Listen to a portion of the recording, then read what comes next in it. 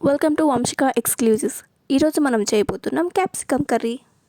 కావాల్సిన పదార్థాలు: capsicum, tomato, ఎర్రగడ్డ, అల్లం, వెల్లుల్లి, కొబ్బరి. ముందుగా ఒక పాన్ తీసుకొని క్యాప్సికమ్ ఆయిల్ వేసి వేయించుకోవాలి.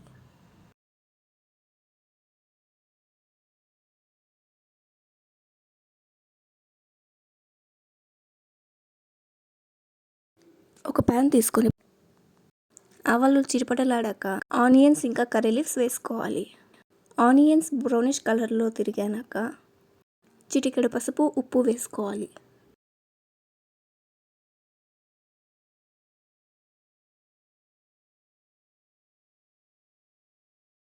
అల్లం, వెల్లుల్లి, కొబ్బరి పేస్ట్ 2 స్పూన్లు వేసుకోవాలి. పచ్చివాసన పోయేంత వరకు మీడియం టు హై ఫ్లేమ్లో పెట్టుకొని వేయించుకోవాలి.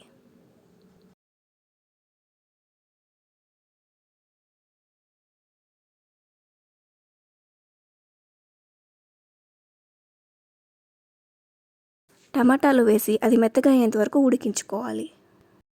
ఇందులో మిరప్పొడి, ధనియాల పొడి వేసి కొద్దిగా నీళ్లు పోసుకొని ఉడికించుకోవాలి.